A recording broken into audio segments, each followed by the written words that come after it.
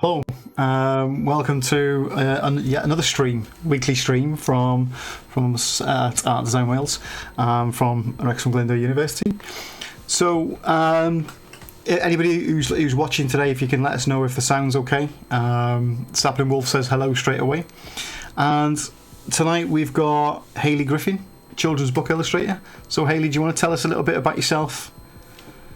Yeah, basically, I'm a student at Glasgow University. I've always been interested in drawing or in design from a very young age. It was really encouraged in my family, which was, really good because it's not in a lot.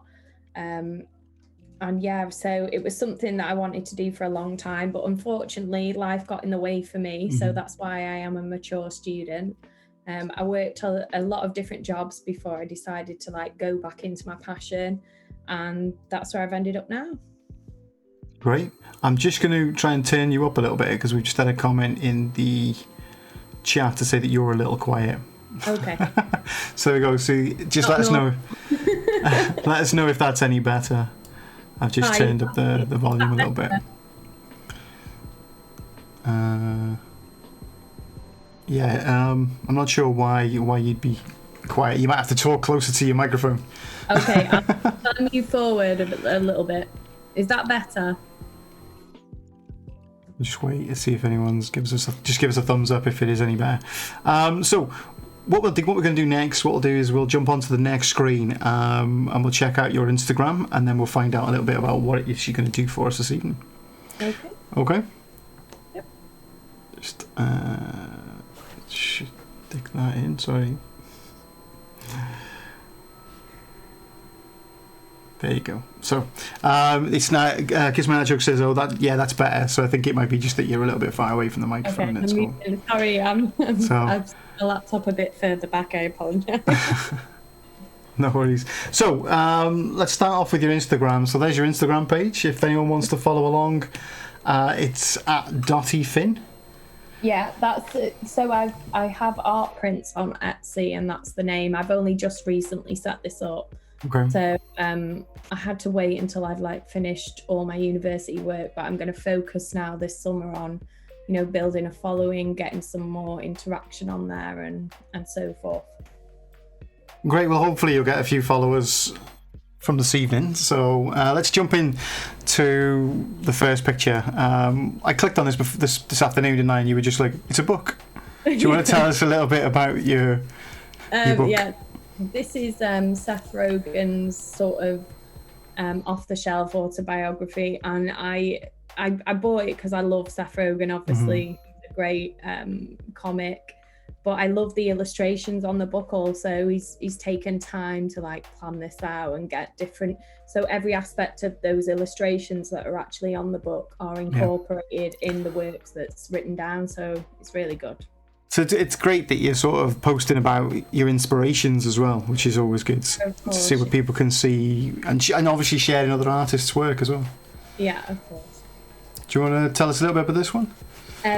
This was a fail. I'm going to be honest. So I'm more of a, at the time I did this, I didn't realise that I was more of I'm not an ultra realistic artist at all. I'm more of a character sort of not realistic artist. So when I just thought I'd give it a go. So I gave it a go. It didn't work out, and I just thought I'd post it because you've got to put your successes and your fails on. So. Yeah, absolutely. It's good that you've recognised that that's something that your style, the way that you want to take your artwork forward. Yeah. It's always good to be able to recognise that. There's so many people who can't recognise that. It's a skill in itself, being able to do that. Yeah. And these are your prints available in the Etsy shop? Yeah, that's just some of my prints. Nothing special about them. Good sales pitch.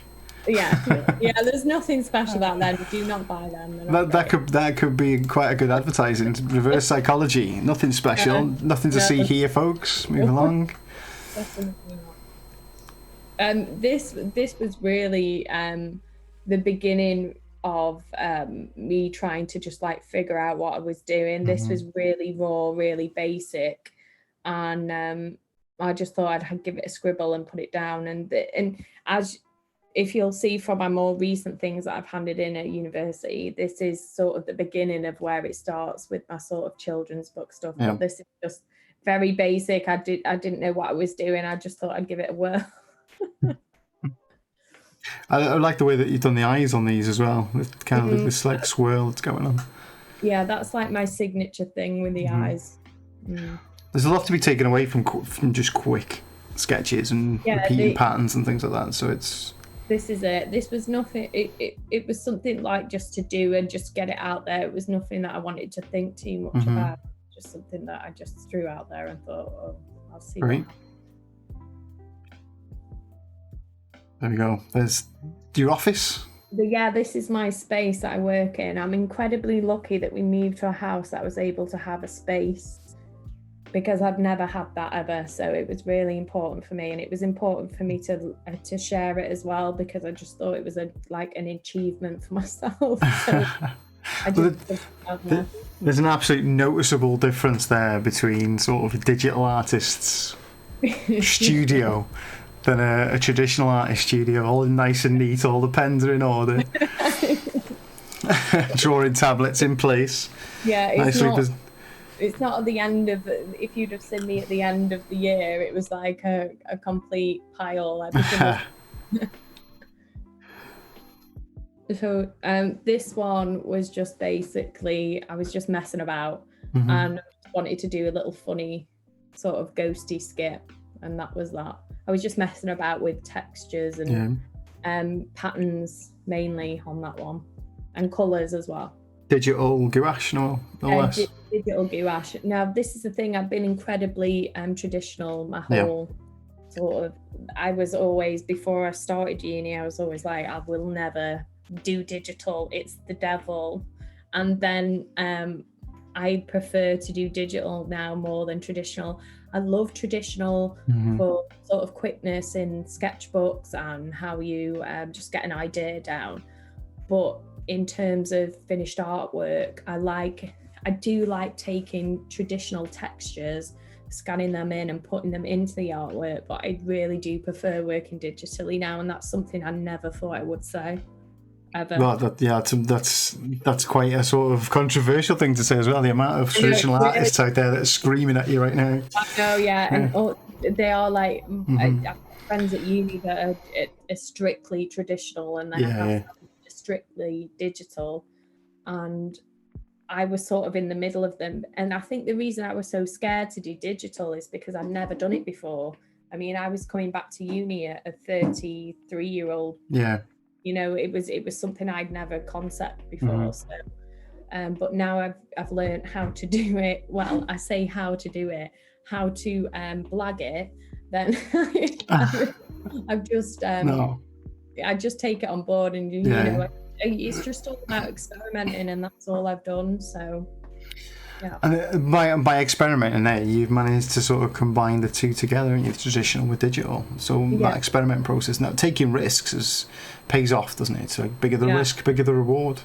Exactly. I always try and take risks, because I just think, well, what if? This was just a little homage to St. Paddy's Day. It was nothing special. It was just a little. You can see though the traditional side of it's coming out though, because it really gives that it gives a texture. Yeah, I can't do digital without having texture on it. That's one thing that the traditional side has brought forward for me. I can't have texture in it.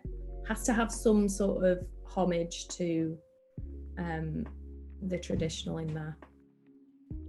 It's great, and it shows how well it works as well with that sort of, especially this piece. I mean, it's really nice with the text going around the edge of the shape and stuff.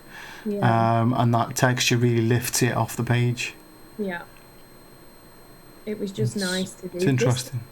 This was for a do it in your own style that I put up on Instagram, and it was a story that my friend had told me that I thought was incredibly funny. So there was this image that was my response to the story, and then on the next thing on it, there was the story of what was behind the image, and then I invited Yeah, I think that's there. And I Is think that the the one? story, I don't know if the story's on the next page or if that's on there. Yeah, it might be. There it is.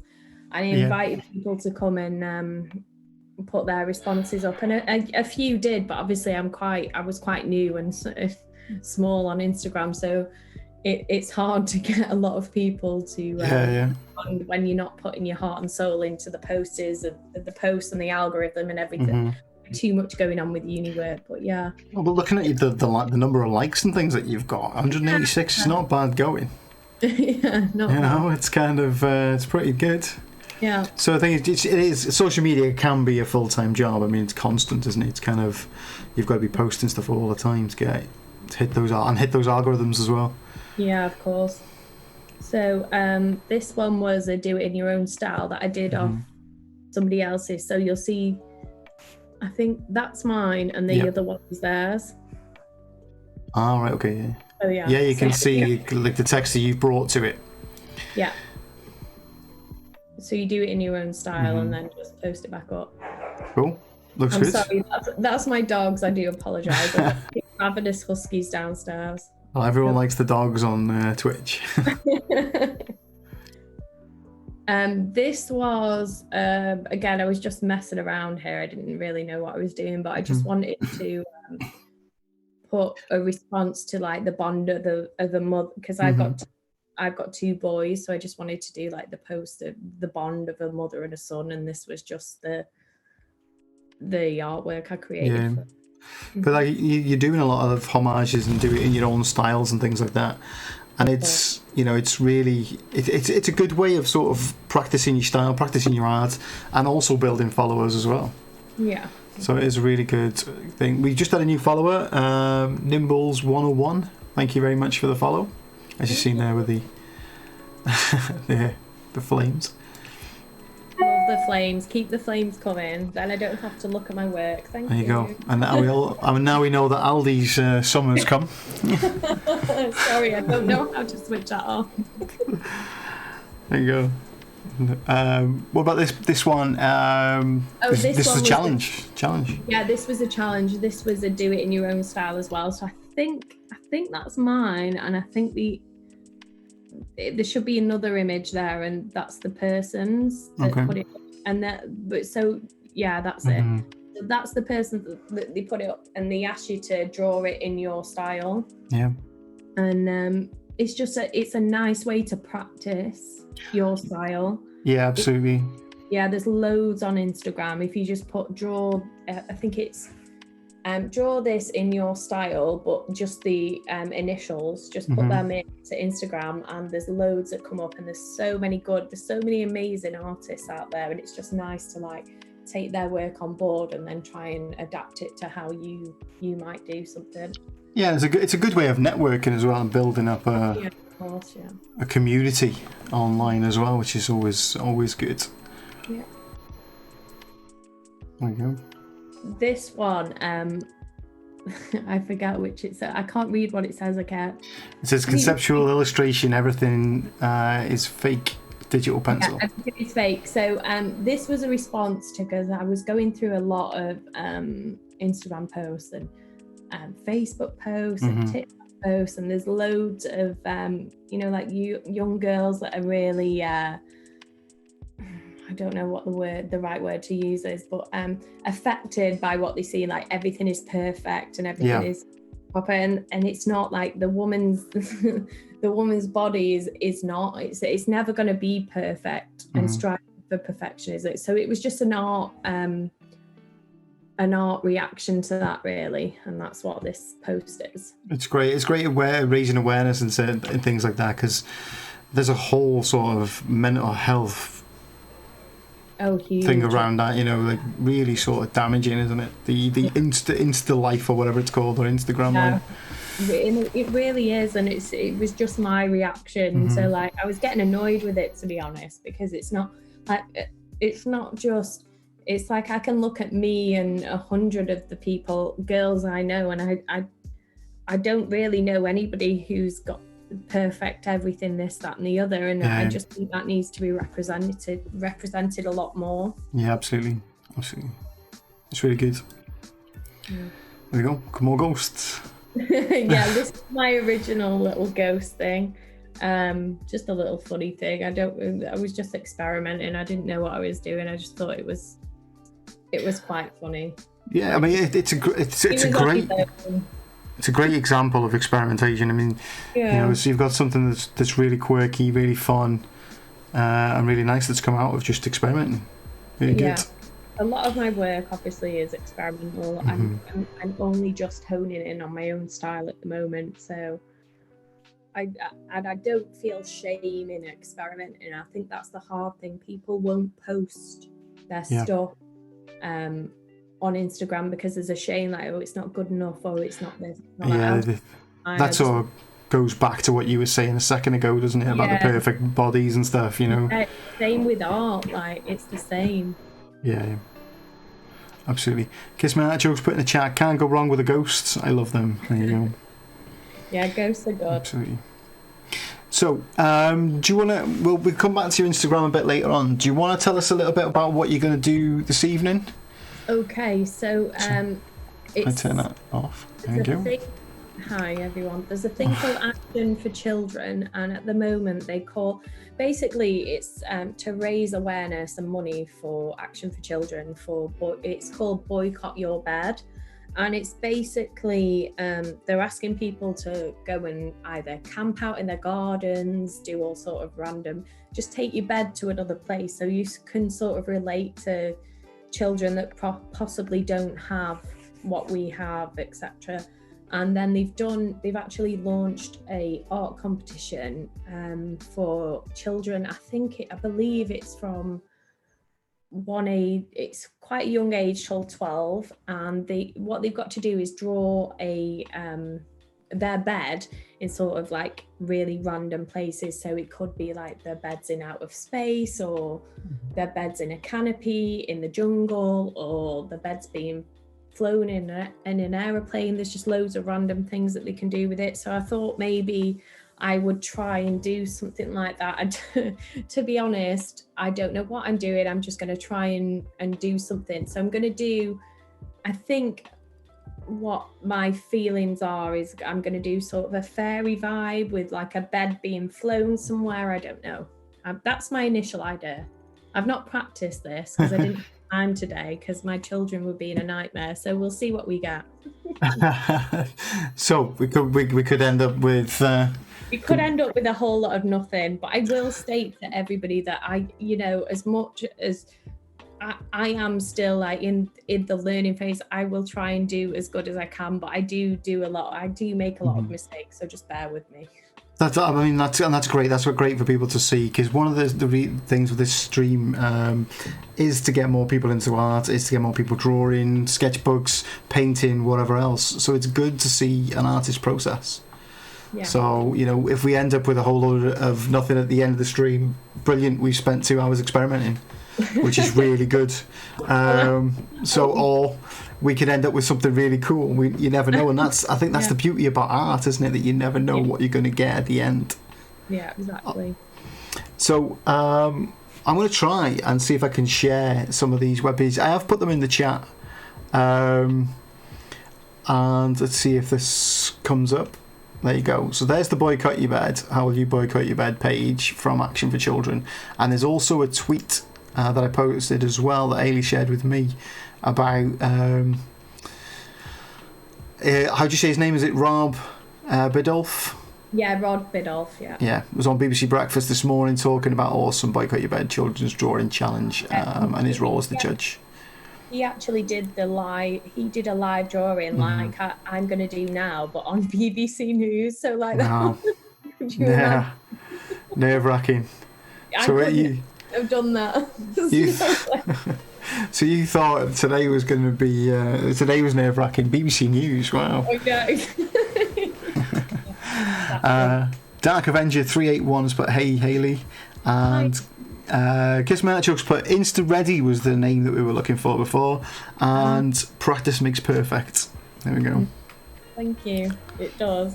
Yeah, absolutely. So I'm not sure how big your cursor is going to be on the screen for people to see, so it could be that we're just looking at a blank screen for a while. So if you want to talk us through what you're doing, what brushes and things like that you're going to be using, because that's one of the questions I'm going to ask you in a bit anyway, is about brushes and techniques that you use. So I'm using Clip Studio Paint, and the reason I got onto this was actually a friend from university put me in its direction because I wasn't satisfied with the brushes on Illustrator. I found them quite limiting.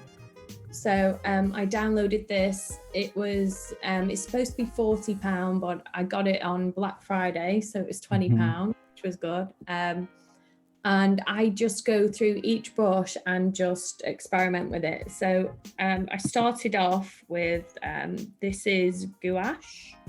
Let me just move this over here. So and what's gouache for the people at home who gouache is a strange one. It's like it's a mixture between, I say it's between watercolor and acrylic. But it might be like halfway between oil paint. It's quite thick. It's quite but then again you can make it quite opaque. Yeah. It's quite it's really difficult to use paper wise. It takes quite a long time to get used to it. Let me just move this out of the way. But once you do get used to it, it's a really, really nice textures you can create and everything else. So here we have, so I've clicked the gouache and I've clicked these. So these are all the different gouache you have. So you have the gouache, which is just thick. Let me just click on a dark color so we can see. So you have that like this. Let me just go over. Sorry, I'm just doing random. This won't be, but can you see how it, if I zoom in, so it leaves like a line. Yeah. So these are the silly questions I'll ask you. Not silly questions, but people might not have heard of gouache before. So anything I think people might not have heard of, I will ask you to sort of, what's that? So I'll just show you how it works. So we can go onto a lighter color here.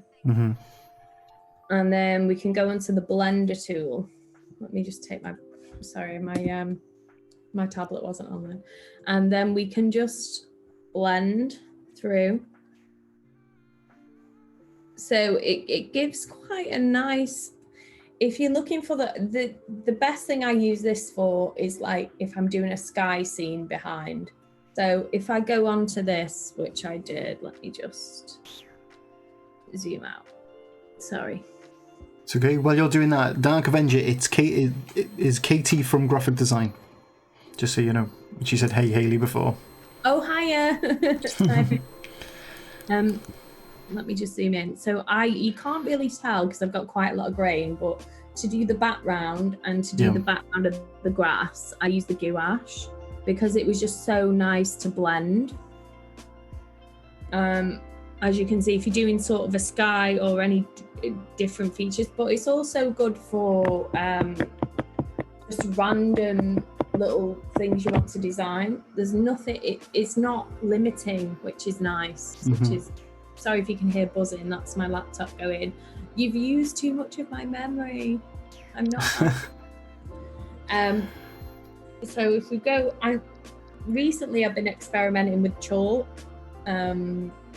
No idea why, it's just a nice texture to use. These, sometimes I keep this, if I find any colours from books or articles or anything, things I like, I'll sample them because you've got the eyedropper tool here. So you can import any image you want and then just eyedrop the colour. And then you can go into any brush and just brush it on. So then you've got the colours left. So I'll go on with this. Go on chalk. And like I said, I will say I'm quite nervous. I've never really drawn in front of people before. So what I'll probably start doing is just like a rough sort of outline in the chalk of how I see and think that my image might be. So it's just really basic at this point. So we've asked this question of a lot of the digital artists, but I want to ask the same question again. Are you using a mouse to do this? Because we know you're not, because you're using a tablet and you've got your fancy glove on as well. Yeah, so, it's not a fancy. These gloves are like £2 off Amazon. They're fancy. My tablet is really basic. It's the Huion. Let me just get the last model Q11K. So it was basically my brother's and my brother's an animator, but he's quite high up there with the animators. He's quite good. But when I started uni, I was like, which is the best? Sorry, I'm just going rubber here. Which is the best one to get, just for a basic level at the moment? And he told me to get this one, and you know what? Hats off to him, because it is. I am gonna upgrade to, please don't hate me, everybody, an iPad with the pens soon, but it's just with Procreate, it's just for ease of use, because I find at the moment doing this on a tablet with looking at the screen, and it's sometimes it gets a bit hard. And I think when students first get whole doing digital art and digital painting stuff, I always say to them the hardest thing that they've got to do is go from looking at the end of your pencil to looking at a screen while you're drawing. Yeah, exactly. And this is the problem that I first had when I was going in sort of illustration on a digital piece, was how on earth. So sorry, I'm just going onto the ruler tip tool here. This is really useful if you just need those straight lines for guidance. So you can just dab the line on. I know this looks awful, I will change it. Like this. And then the good thing about Clip Studio Paint is once you've dabbed these lines on in the ruler, the pen won't move anywhere else. It will just stay on these lines. So you see I'm moving it everywhere else, but it just stays on these lines. And then you can go into the layer and just delete these rulers. And then you're left with the lines, which I find quite useful sometimes when I want to. But anyway, they're the wrong angle for now. So so it's good. People starting off, I mean, there's some real entry-level stuff, so you don't have to go berserk and buy like a Cintiq or a screen-based. When I say Cintiq, it's screen-based, isn't it? Some people do. I mean, they go straight from, because they can't quite get the grips with looking away from the pen onto the tablet, and they go out and buy a screen-based tablet. But you can get some really good just pen tablets. Start off with that and then build yourself up to a screen. Exactly. And it was for me at the time, because I didn't really know if I was going to enjoy digital or if it was going to be for me. It was definitely I didn't want to spend loads of money and then just it be sat in a drawer for a while. That wasn't an option. So my brother suggested this, and I was like, right, I'll give it a little whirl and see how we get on. So, because Clip Studio's also got, if you get the next version up, there's animation software in it as well, so it can be used as an animation tool. What sort of stuff? Does your brother do? If we don't mind sidetracking now. He's actually working on the new Thor film. Wow. He's done very well. Like he has worked at the bottom of the dregs, getting coffee and everything for a while, but he's been working on that for the past however months it's been doing. So, he's done really well. Can see a guest speaker coming out. Do you know what I said to him? I said, sorry, I'm just highlighting this because I need to move it a bit.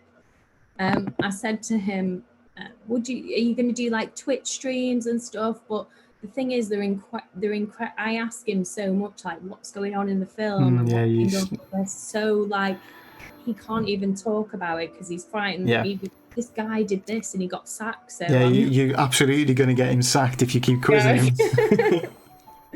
So I was like, Yeah. okay.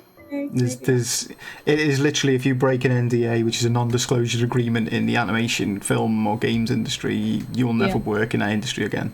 Yeah, so that's why he's been really button-lipped, and I was like, I cannot wait for this to be over and he can tell me everything about it.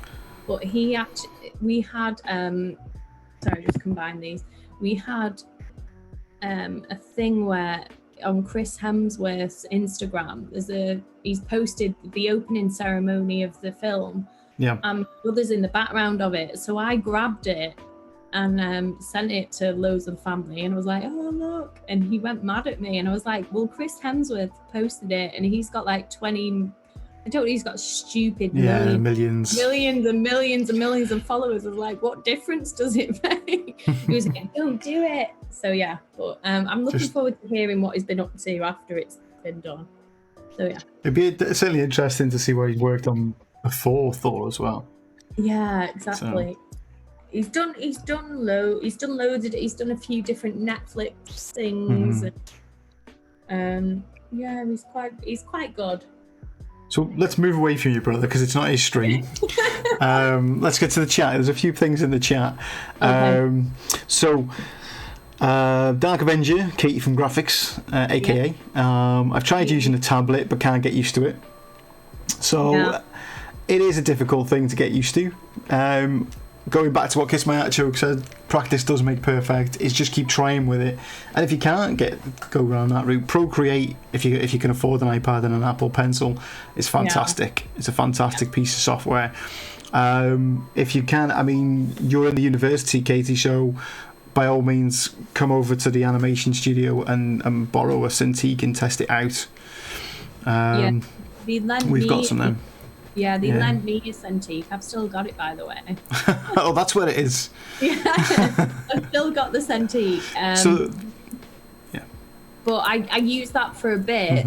I just found like it, because of the way my computer was.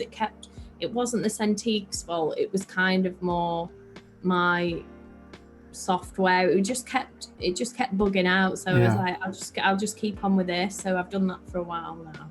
It takes a lot of graphics processing because obviously you got two screens going. Of course. So sometimes, I mean, the computers in the university are able to cope with it. So if you wanted to use it, then that's no problem. We've got Brinkley Comics didn't even. John. Sorry, yeah. So you didn't even know you could do that in CS, and I've been using it for 2 years. So I'm assuming he means about the rulers. Oh right. So there you go. So if you know Brink, then John was the one that put me onto it. Right. Okay. So I think what you need to do now is start sort of sharing practices of what you do. Defo. Thanks, John, for watching. And Katie. So is that the same John that got in touch with me about doing a shared stream? Yeah. Well, I was actually thinking about it after. What I'm thinking of doing is maybe doing an art challenge. So we come on like this and get two people, split the screen, so we've got two screens going. And actually doing like an art challenge. So we'll give you a topic and a draw off. Yes, that sounds good to me. Yeah. Very good. Right. What colour are we saying for the fairies' clothes? It won't look like this. It will start to look better. We can ask people in the chat that if anyone wants to post a colour in the chat, then we'll certainly have a look. Oh, he's put the name pronouncement for it's Brinkley Comics. People know who watch this stream that I am terrible with pronouncing names. Dyslexic people really struggle with usernames and Twitch names. Well, I say dyslexic people, but just me. Dark Avenger tried using a Wacom Intuos art pen, but couldn't get used to looking at the screen, not the pen. Yeah. Yeah. And they've got I love Procreate, so yeah, Procreate's the best way then if that's the case. 100%. Dark Avenger put "Hey John," and then he's hi back. Dark Avenger suggests purple because their name is purple on the screen, or lilac. Okay, we'll go down with that. Right, well, let's start with that. Let's see what sort of fairy. And Kiss My Artichokes put "green like your headscarf." It's peacock, actually, darling. Right. Is that peacock a colour? I thought it was a bird. No, it's a colour. It's like that mild. It's like this. It's like the mild. No, I'm joking. I don't know if it's a colour or not. Right, let's go with purple. Right, so don't want it too dark. Because see, whenever I do anything like this, I tend to use Adobe Color because it kind of helps me cheat with the color theory. Yeah. So you can get complementing colors and. Yeah. I kind of just go off. If it looks to me like there's something wrong with it, then I'm more assumed to take it away. To me, that with the skin tone that looks okay, but I could add another colour and it might not look right. Because my jokes put, well, it's beautiful. So you can compliment the headscarf. Thank you. Let's hope this artwork becomes quite nice. We'll have a laugh. We'll laugh. Like, for everybody who's watching, and I've tried to push myself way out of my comfort zone. That's been my goal for the past 2 months. So this for me, drawing in front of people and showing them my process is massive, because I take so many mad turns that might not be the way most people do it, but for myself, just the point of getting it out there and letting everybody see, it's just coming out of my comfort zone a bit. So, and it's really commendable to everyone who's done a Twitch stream recently, because I mean, literally before we start, everyone's like, "I'm so nervous." Yeah, that's. And it's kind of like, I mean, there's people who we've created chain smokers, and people have blocked toilets, and it's kind of, but it's. How do we get you out there? How do we build confidence that we would normally do in a classroom or in presentations? Well, we're not in a classroom. Yeah, it's definitely for me out of my comfort zone. Bam, let's get into it. See where we go. It's great. It's almost like ripping off the bandage, isn't it? And just going. Oh yeah. Or the plaster or band-aid, whichever you're from. This is it. You can't take yourself too seriously. I know the way I do things necessarily isn't going to be sorry, my laptop's just taking a second to catch up with me. Still not. Oh, here we go. Yeah. Is not necessarily the way everybody else does it, but I'm still learning, I'm still new at this. Hey, if you've got any shortcuts I can use, send me them and I'll be quite happy to take them on board. It's just, like you said, taking a risk and hoping that everything works out.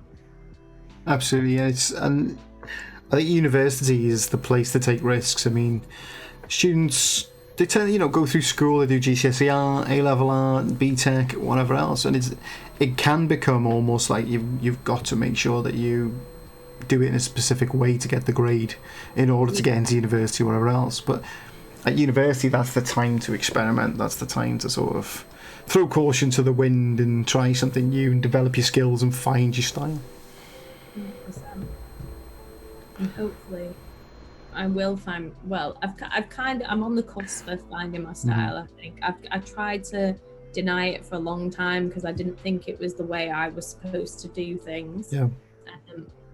But certainly now, after this last year, it's become more apparent that I'm sort of I aim in the way of children's books. So I'm not gonna fight it anymore. I'm just gonna go for it because I enjoy doing stuff like this, and I never knew really what direction I was going to go in. Yeah, because you came to the university as an illustrator. Yeah, 100%. And now, Illustrator was not up for anything else. I just thought that's what I'd do. So I've used chalk here, but I do mix between gouache and chalk. Sometimes just to get that blending tool, because there's not really a blending tool for anything else. So if I'm putting a bit of shadow in, I think it's a bit too, I'll just blend it a bit. Okay. Just blend it out there.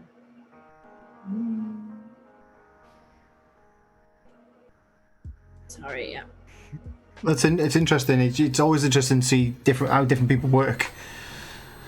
Yeah, I don't think I work like anybody else, because obviously I'm just completely self-taught. I honestly don't know what I'm doing half the time, and I just go off. So what I'll tend to do is I'll get the basic. So this is like basic, the shape I want, and then I'll go and just sort of cut into it with the rubber tool and just get the shapes I want. But sometimes it doesn't always work out this way. Like I say, I've not really practiced this. So in the chat, Nimbles 101's put well done. I'm assuming that's for taking the plunge and coming to do a Twitch stream. Oh right, thank you. Because not all shapes will. I tend to do arms quite thin. This is completely wrong, but I will be able to shape them.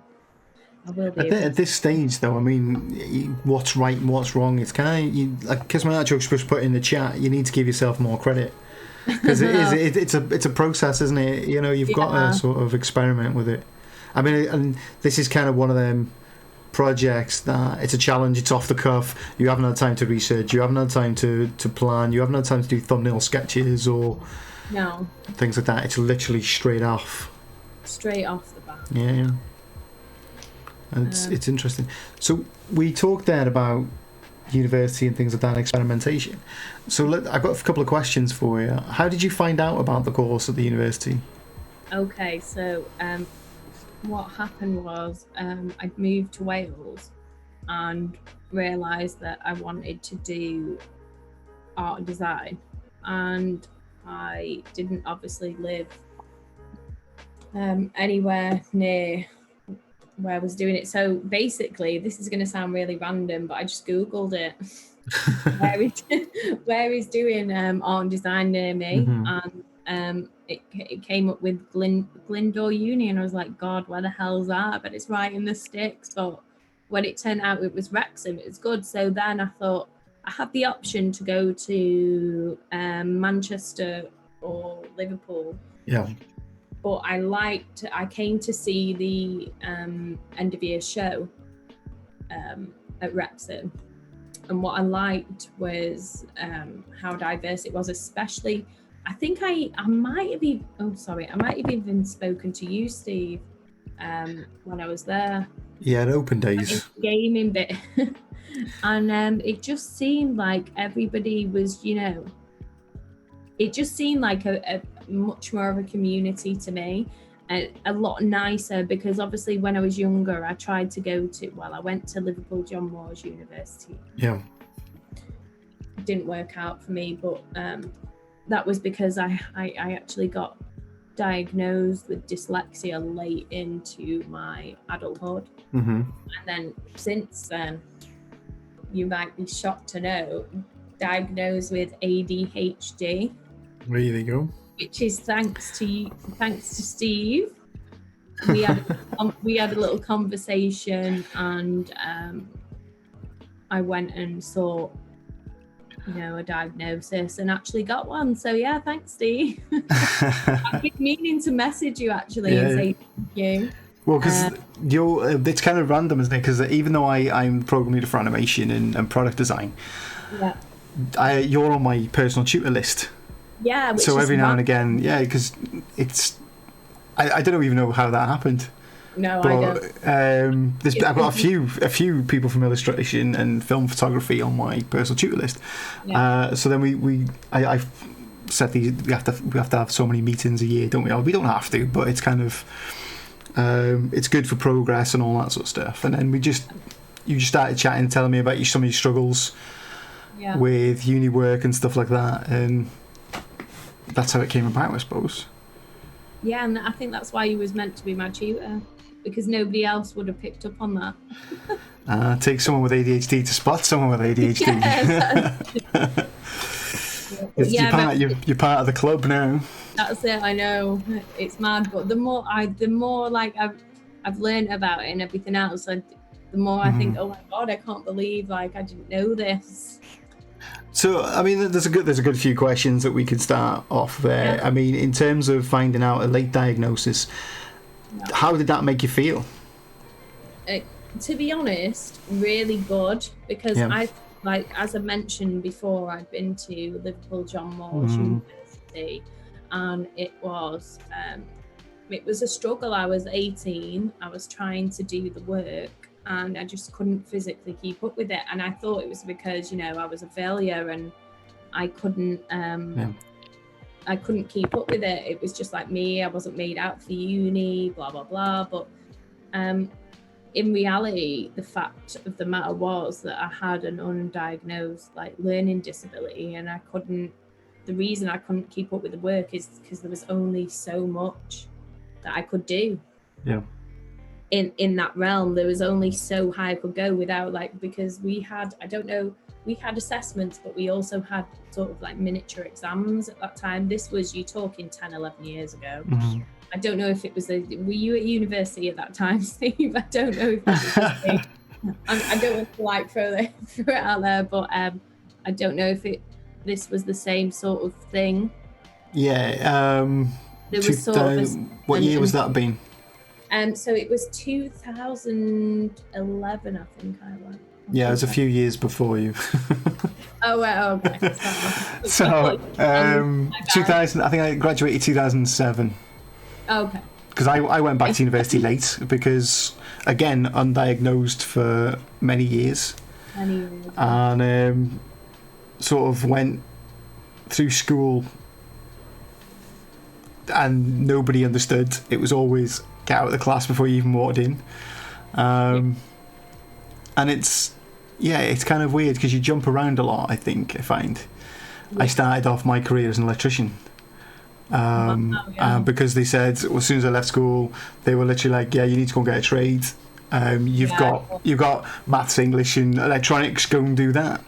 Yeah. And it just wasn't for me. And then I jumped around and did a few things in science, and because I enjoyed biology and all that sort of stuff, and then that didn't work out. And it was only until I met my wife that she said, you're into films, you're into games, all this sort of stuff, why don't you go and do something in that? And the rest history. It's kind of like I got in from there to like, why didn't I do that? So and it's just finding that, and a lot of people don't get that. There's a lot of people out there, like on Facebook groups, on ADHD groups and whatever else, that will jump from job to job just because they're not sure what it is. Yeah. So would you say it was a sense of relief finding out it late? 100%. I was so relieved because obviously genuinely I'd always blamed myself. So it was sort of like, oh my God, I can, if I want to go and do this course, I can actually do it now because the tools are going to be put in place for me to succeed. So I was quite, I was overwhelmed. It was quite emotional, to be honest. But yeah, it was something that, was long overdue, I think, because I knew deep in myself that something was afoot. Yeah, the stranger in the room. Yeah, like I always felt like, what's nice is with my friends that I've got, I'm allowed to like be my weird self with them, but with other people, like it was quite good example in work because I work in A&E, like obviously when I'm not doing this, and it was quite it's quite funny because there's certain colleagues I work with where I can be myself, like just be crazy, silly me, and there's other colleagues that I have to put like this all I would say a mask on, Yeah. where I have to just pretend to be normal, and it's so exhausting for 12 hours a day pretending to be this normal person. I don't know how to do a hair. Let's Absolutely. I mean, masking can be so exhausting, and I think women get it harder than men because I don't know. It's like the social thing, and a lot of girls and women really slip through the net and end up getting late diagnosis because they're really good at masking, really good at fitting in. Whereas I've read also that it's because we're perceived as chatterboxes and instead of, you know, like if a boy is talking a lot or whatever, he's called hyper, but if a girl is, she's perceived as a chatterbox or naughty. Me. You're the naughty kid. Yes, the naughty one. Yeah. So, CA Silversmiths, we still say that to you in meetings, Steve. Yeah. I struggle when it comes to the end of the day.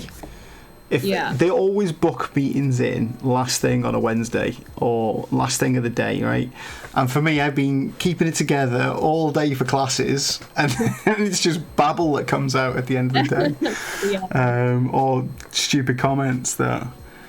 Because like a few times people on the streams have said like someone said about painting fish a few weeks ago, and instantly it popped in my head was, oh, why are you painting on a fish? You know, it's that kind of but you know, it's that kind of randomness sometimes. I've put it a few times. Oh my god. Kismet Archokes, but also I think a lot of people don't believe they can do something that they enjoy because they were trained in school to think we must go out to work straight away. Oh my god. Yeah, absolutely. I mean, that's something that I have issue with, is that, you know, you're forced to pick a career at 16. Who knows what they want to do for the rest of their life at 16? No one knows. No. I've actually got a nearly 16-year-old sat here with me, and she's just been like, yes, hallelujah. Yeah. Oh wait, sorry, this is the pixie. So one of the things I talk to students about when it comes into creative futures is, if you think about this as a career, as a job, you want to be making sure that you're doing something that you enjoy. Because if you enjoy it, it doesn't really become it's not a career, it's not a job then, is it? It's something that you enjoy. Yeah. You know, getting up every day. And then you think, in this country, in the UK, you're looking at now being around about 70 to 75 before you can retire. You know, and it's... Don't say that. I know, and if you think about it, if you leave school at 16, you go to college till you're 18, and you leave university at 21, you're looking at the next 50 years plus of working. You need to be doing something that you absolutely enjoy, that you love doing, and if it's drawing, if it's painting, if it's whatever. But again, at 16, it's a very big sort of decision to make. It's a massive ask. Like I had no clue. I can't. I always wanted to do art, but it was kind of pushed onto me that it had to be something different. But that was, my dad was sort of very arty. Obviously, that's what me and my brothers are. Career-wise, for my mum, it was like you have to do, you know, like be a nurse or, you know, something with a bit more to it. So that's what I did try to do that. Like I went to be an operating department practitioner for 2 years at university. As you can see, many times I have tried to do stuff, and it's just never really panned out, because obviously I didn't have any sort of diagnosis at the time, and I was limited because there was only so far I would ever go. Yeah, and unless you hyper focus on something, it's not going to happen. Yeah, no. Which I would. Yeah. Sorry if I'm too long on here. Don't worry about it. I'll finish it and post it somewhere. Yeah, that's what we do. We tend to stick to around about 2 hours. We're coming up to the first hour now. Like I said to you before, maximum 2 hours, and then what we'll do is I'll post it on our Instagram when it's finished. Yeah. We've just done that with Beth Parr, who was on a couple of weeks ago, posted her work. She's just finished. Winston also shared his image when he finished, and we posted that as well. Yeah. We've got a couple of things coming up in the chat. CA Silversmith agreed with Kiss My Artichoke statement, and Brinkley Comics. I always think a good sign is to think, would you do what you're doing for free? And if the answer is yes, then you're on to a winner for a career. That's a good bit of advice. I'm stealing that. Very good. These whimsical comments, you know. Absolutely stealing that. Right. Yeah. Okay, so this is just me again experimenting with this. The way you do your eyes is really interesting. Yeah, I wanted to do something quite different. I went through so many like people's eyes, and I just found this a fun way to do it. It was quite, normally if it was face on, so you were looking right into the face, the eyes would be right off their face. The ring would be right off. But obviously I can't do it when it's like this sort of view. It almost looks like the golden ratio. Does it? Don't say that. So if you look, I've got an image here. I brought it up so that we can. So for people who are not sure what the golden ratio is, this is the Mona Lisa. I don't think you can. I don't know if I can drag that across. Let me show you here. So if you can see it there, it's this kind of shape. So you can see that cat there goes round, and it's this kind of shape there. If you Google golden ratio, you'll find all about it. I had no idea. There you go. So you can see there's a lot of it's almost a mathematical term that people are sort of have tried to put into artworks and life in general. Everywhere it's sort of supposed to be the pattern of all shapes should fit into the golden ratio, almost like your ears, various different paintings, your facial features as well is actually one. People who are sort of, you can see there's loads. You go. I did have a face. Oh, I've gone right off it now. There you go. Facial features there as well. Oh, I love that. I had no idea. That's the golden ratio there. So all if the I different shapes. Like this, I'll be successful. Yeah. It's interesting how you've gone for that, because it does sort of go out in that direction. Yeah. Organic. Yeah. I don't know why. I just thought it looked a bit different to like, because there's not, with eyes, there's like, you have to have a distinguishing feature, and with eyes, it's either Disney eyes. Yeah. What's the word now? Anime eyes. There's not like a lot of different ones you can do. Yeah, and it's tricky if you go realistic as well, isn't it? So it might not fit into the style that you're going with. Exactly. So it's difficult. Very. But I find it. So I'm going to go back to some more questions about the university. What's been the highlights of studying at the university? Because you've been with us now 2 years. You've just finished your second year. Yeah. What have been the highlights so far? Definitely where we're at. So like the campus, you definitely feel like it's your own little community. You're not sort of in with. It's not so overwhelming, because you're with, everywhere you turn in that campus is somebody who is like-minded, likes the same things you do, is into sort of that. You can't go far without finding somebody that relates to you, which is lovely. Also, big up to the tutors, because I wouldn't have got past this last year without them. Incredible. And I can definitely relate it to different sort of universities, because I've been at Liverpool John Moores, and it was nothing like this. And I know it was a few years ago, but I still think it counts for a lot. the whole basis, you definitely felt a bit more alienated there. You didn't feel like you could just go with any sort of problem, issue, etc.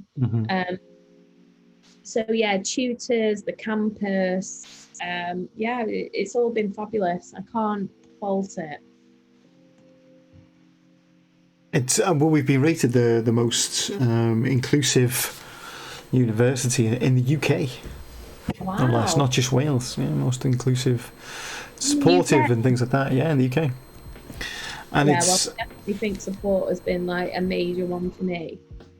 And I don't think when you go to these bigger universities, not that this isn't a big, I don't even know the staffing different. I don't even know if Manchester or Liverpool or yeah, I think big. If you think about it as like a human body, I think we fit in the toe of Manchester.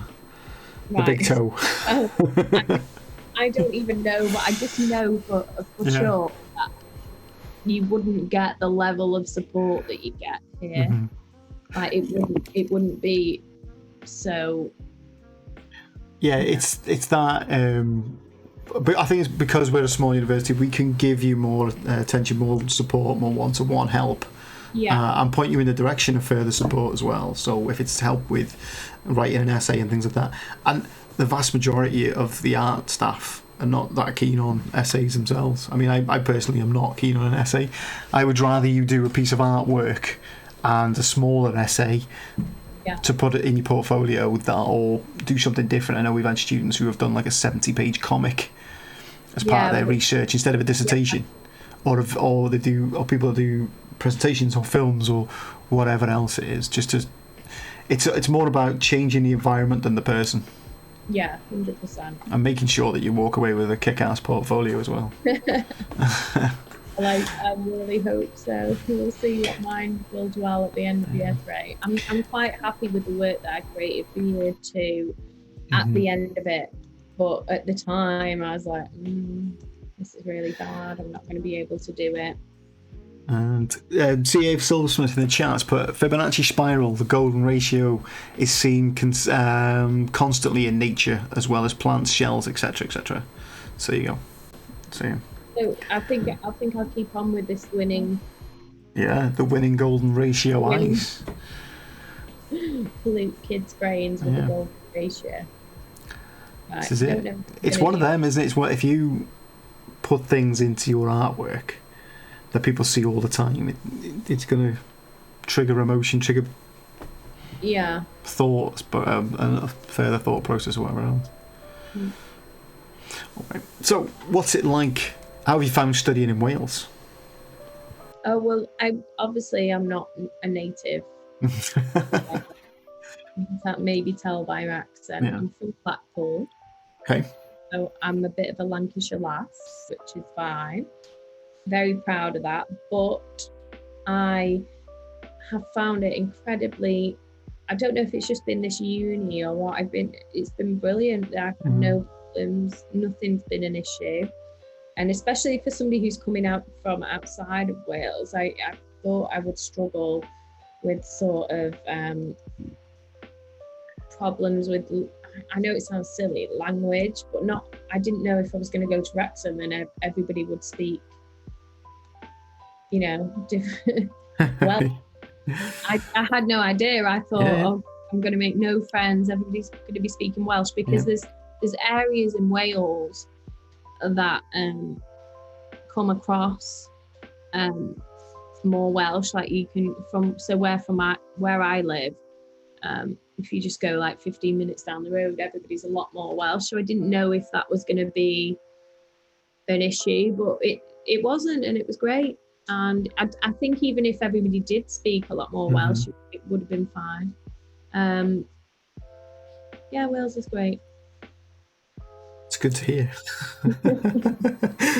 It's kind of it's bilingual, isn't it? So if you do speak Welsh and you are a Welsh speaker, then you can do your studies in Welsh, and if you're not, then it doesn't matter. So, and the one thing that people usually say to me that come from Liverpool, Manchester, sort of Blackpool way, is being able to look out of a window and see a tree. Oh God, yeah. You know, it's go. It You is can nice. 2 minutes and you can walk up a mountain.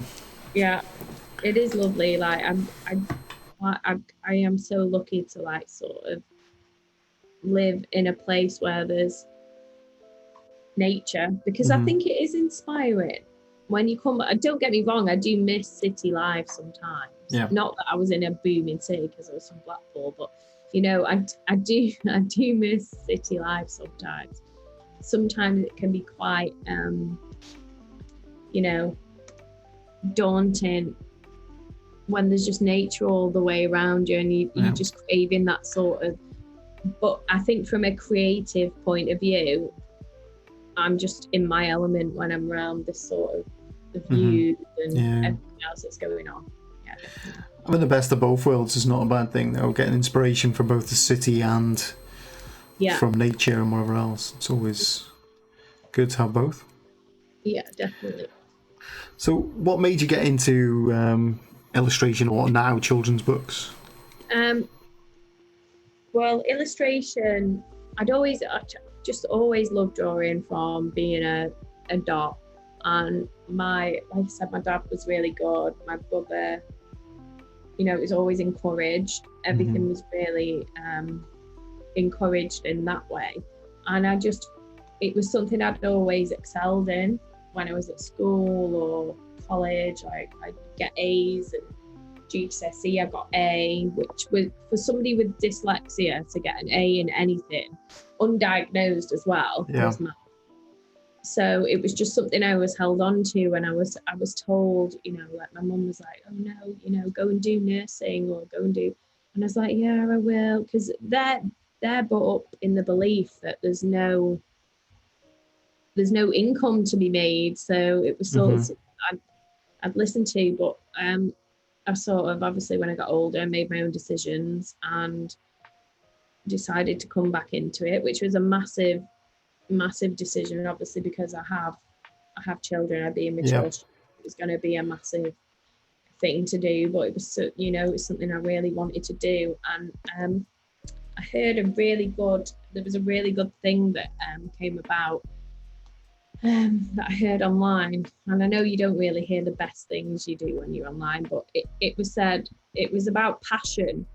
And it said, if you want to work towards your passion, like people say, follow your dreams, but are they willing to do the work?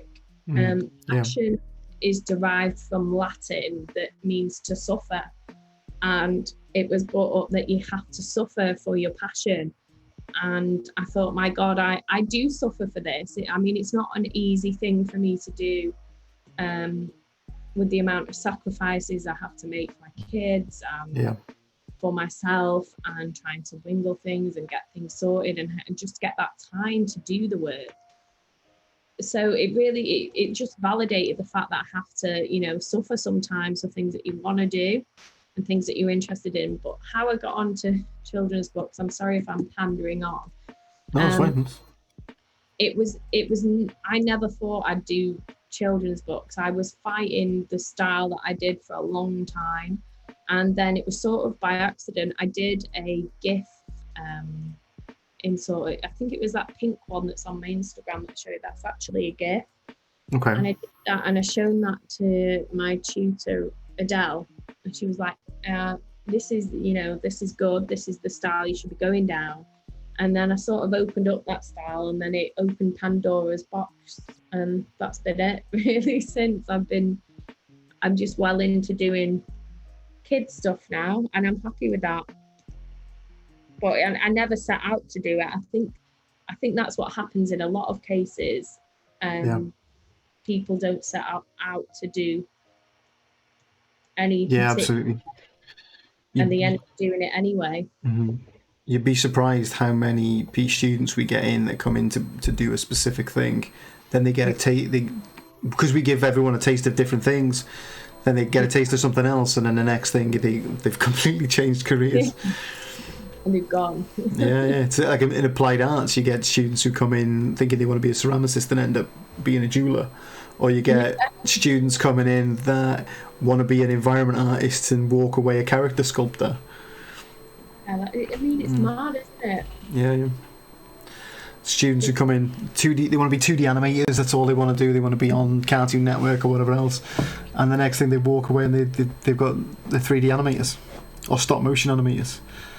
You know, it's just because people don't get a chance to have a go of everything. Yeah, so you don't know where you're going to be at that time. So, so would you recommend being a mature student to people if someone's sitting at home thinking now? 100%. You're never too old. Yeah. Get it done. If you can, and people always worry about financial sides as well. Yeah. But if you look at the funding, especially if you, I mean, I don't know how it works out if you don't have children, but I mean, my other half's in like a decent job, like a decent, well-paying job. So you think that you don't get a lot of help, but there's still financial help, and that's what it boils down to, I think. Yeah. When you bills and mortgages and other commitments you have to pay, and you're worried like, oh no, I couldn't possibly be a student. But the Welsh government offer a lot of, I think, I don't want to just put it out there, ballpark figure, but I think it aspires to be the same as like minimum wage. So you come up with about, if you can survive off about 12 grand with somebody with you, obviously, then it shouldn't put you off coming to do it. Definitely not. Yeah, there's a lot of people who get put off, and I think we touched on mental health before, but I think sometimes a lot of mental health issues is because people are in a job where they absolutely hate it, or it's just not right for them, or they just put up with it because they've got to pay bills. Yeah, 100%. Like, obviously, I have a lot of friends that told me I was, like, mental. And one of my friends designs pipes. Yeah. Pipes. He designs pipes, and he went and got a graphic design degree. Okay. And he turned around and said, no, it wasn't a graphic design degree. It was an Illustrator degree. And he turned around and said, I'm going to go and just do this graphic design job for however many years, just because, it's a basic wage and, it's decent, it'll keep me. But then he got used to the money and he got commitments, he got this, that, and the other.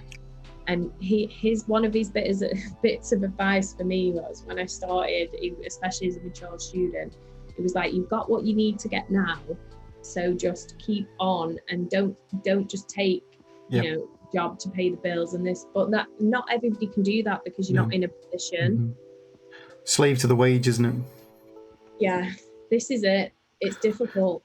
Because we get a lot of students who finish at level 6 and they say, right, I'm just going to go in a part-time job for a bit, and then I'll apply for the jobs I want as later on. And it's like, no, apply for the jobs before you finish. Start applying in January for when you finish in May, and tell employers that you are ready to start the second that your final piece of work's handed in. Yeah.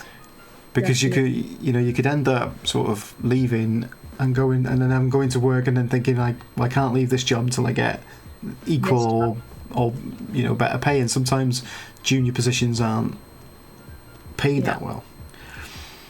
Or it's taking the plunge, isn't it, of starting your own business or whatever else, because a lot of people are so scared to start their own business. But yeah, we'll go through all that with you about taxes and everything else, and setting up. Keris, the applied art lecturer, does a fantastic module on making a living. Yeah, it's actually a module. You've just done it, haven't you? Yeah, we just done it, and it was fab. I actually started off my doing my Etsy prints on that, and it was good. You know what? I made like £100 odd the first sort of week of it. But the thing is, I had a lot of uni work to do, so I just put that everything was out of stock because I couldn't physically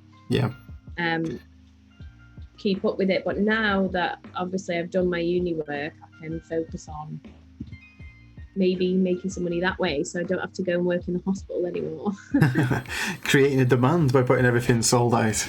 Yeah, well, maybe. We'll see.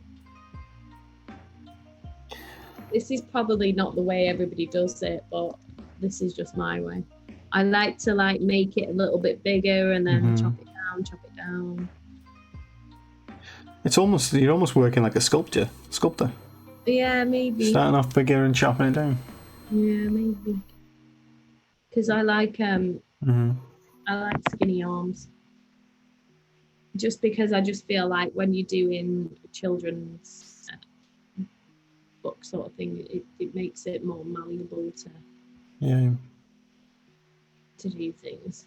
Let me just, I'm probably obviously not going to finish it off, but I'll just show you what I do with the grain and everything on the face. So on Clip Studio Paint, there's actually this brush, which is the pen brush. And I had to Google this to find the information because I wanted to add grain to the work. They suggested doing textured pen, and then you can lift it. So what I'll do is I'll set, so this is the colour of the face. Say I'll go a bit darker, maybe about, and then go back to the textured pen. And the bigger you go, the better. So what I'll do, I'm so bad, I'm so sorry, I don't normally do this. I've been working on one layer. Normally I have to layers going across, but sorry, I just got lost in it. I do apologise, but I'll get another layer for this. Sorry, my computer does this sometimes. It won't. One sec. Pressure's on now. Yeah, no, it's my computer because I've got so much crap on here from second year. I need to get rid of it. I'll just switch it off and on. That should work. Not the computer, the tablet. There we go. Not going to do it for me, is it?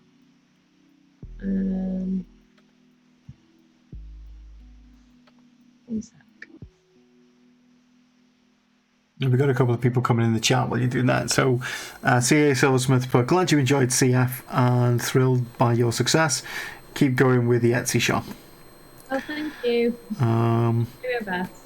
And Funkatron joined us. Oh my god, sorry I'm late. Didn't get a notification like I normally do. There's no problem. You can join us. And if you subscribe to our YouTube channel, which you'll find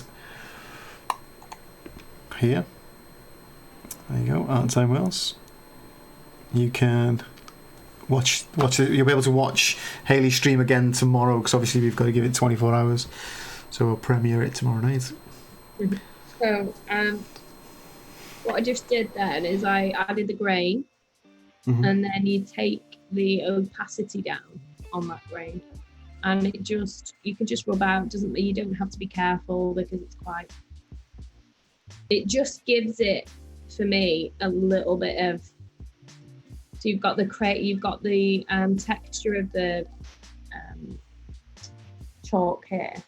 You've got the texture of the hair, and then now you've got this grain on the face, which is quite nice. But you can, I mean, there's bits you can add. So if I wanted the cheeks and the eyes, because I've done it on a separate layer, and the teeth, you can just take all that out so it's just on the areas I want it to be on, which is quite nice. So I think down the nose, so it's good to highlight as well. So I'm going to take it out the eyes as well. But I just never realised how to do it, and it was only just through like Googling and trial and error. Experimentation. So yeah. How often do you draw? Every day, pretty much. Every day, but I didn't to begin with. I didn't to begin with at all. Yeah. When I was a bit naive when I think I first started the course, thinking that it would be okay just to, draw when I had lesson. Yeah. But now I'm very much of the opinion that you need to draw quite, and it could just be something. Everybody, this is the main thing with sketchbooks. Everybody thinks they have to be perfect, right? Yeah. I really, really don't. Some of the random rubbish in my sketchbook, you'd think, oh my god, she is not second year illustration, well, coming up to be third year illustration student. but it's about experimenting and messing about and taking the time to discover, yourself really. So just Yeah, mess out in your sketchbooks as much as you can, I say anyway. absolutely. And it's one of them things I always say about getting a fixed spine so that you can't rip anything out. Yeah. We had a student. I've got a student on the first year animation, and her sketchbooks. Whenever she makes a mistake, she puts a post-it note over the mistake and then draws it again. So you can actually lift it up and see the before and after. It's a fantastic idea. And being able to see what was at the beginning of your sketchbook and at the end. I love that. It's like an Instagram account. It's like seeing what people originally posted and then seeing what their artwork's like now. It's fantastic. Yeah, that's a really good idea. Funkatron in the chat's put great textures. I always struggle with texture when doing illustration. Always brings a lot of life to a piece. Thank you. Yeah, I would just say just experiment and go wild. Yeah. Like I say, I never know what's going to work and what's not. Like today when I've done this, I don't know if it's working, if it's not. Just experiment. But Clip Studio, it allows you to do all that, which normally. So, have you ever tried using Photoshop, or has it always been Clip Studio? I've used Photoshop a fair few times, and it's good. The thing is with Clip Studio, though, I must say, is when you print from here or send work from here, it always just seems a bit duller. So what I tend to do is I'll export this as a file, a TIFF, and then I'll take it through to Photoshop and I'll adjust the levels on it just to make it a bit brighter, because I don't think any other sort of program can match it on that level. So it just does bring a bit more brightness to it. So I will always go into Photoshop afterwards to have a play about with it. Because I mean, I asked that question just because you're using Clip Studio just to see what other paint packages, because there's so many sketching and painting packages out there, and I've recently got a Clip Studio myself, and I switched between that and Photoshop just to see what it's like, and it's such a fantastic program and so cheap. Yeah. When you think like Photoshop, you're looking at just to get a student account is about, I think it's about £15 a month. When you leave, it's like 50 quid a month. Yeah, mine's I have the whole Creative Cloud account, and it's like £14 a month. But my brother was laughing because he was like, try having a proper account. It's stupid expensive. Yeah. And I'm like, oh my god. You're not still paying for that, are you? Yeah, I still pay for it only because I've not got the time to sort out all the rubbish with uni and stuff. Because you get it for free. Yeah, you do get it for free. We also give you Office 365 free and LinkedIn Learning as well. All right, do you want to backdate it for me? Well, I don't know if they'll do that for you. But I mean, it's not that difficult to export your library from Creative Cloud, and just copy your files onto your hard drive, and then switch accounts. Might save you a few quid. Yeah, definitely. I think that's worth it. Even if it's for 12 months, it's like. Yeah. Oh my god, yeah. Brinkley Comics has put agreed. Clip Studio is great drawing app, and Photoshop is really great for editing. Yeah, absolutely. It is. Even when we do sort of environments and 3D stuff, we still take it into Photoshop to tweak it, make sure you get it perfect. Yeah, definitely. But Clip Studio is interesting in the way that it's got layers for raster images and vector images, which I mean, Adobe have separated those out pretty much with Photoshop and Illustrator. Yeah. Also, there's on Clip Studio, I intended on making the GIF, because I've just had a brief where I had to make a GIF, and I actually intended on making it in Photoshop, because that's how we were taught. but really, I made it entirely in. Sorry, this brush won't go in. I made it entirely on Clip Studio, and there's actually an option, and it will export it as a web legacy, which I didn't think it would do, and it was just really good. So yeah, there's loads. It's not just limited to. Yeah, I was quite impressed by the 3D stuff in it as well. Yeah. Oh yeah, and there's loads of different like what's it called, references or things you want to put on. Mm-hmm. There's loads of them. Because that's something I've been teaching. I've been talking to concept artists about for years. Is going into something like a 3D program like Maya, and blocking out like a street, blocking out an environment, just with basic shapes. Render that out, and you get your shadows and your perspective lights, and it takes all the legwork out of perspective. So, but now with Clip Studio, they've actually brought that together in a drawing package, and you no longer have to learn two separate packages. You just drag and drop, which is quite interesting. Yeah, it's really good. Thank you, John, for suggesting it. You should become a rep for the company. Yeah, if you like a commission.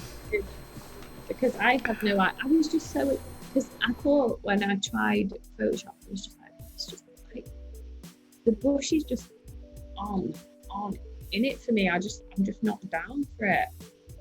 Yeah, I think you can go down the rabbit hole with the brushes, can't you? Yeah. And when I got onto this, I was just like, wow, this is it's something a lot better. Yeah. Yeah, with Photoshop brushes, there's students send me brushes all the time that they've found, or look at this free pack you can get here, and then they kind of, you open up Clip Studio and it's right there. Yeah, which is bad. I need to sort this out. I'm so sorry that this has taken so long. I didn't practice. I didn't know. I literally.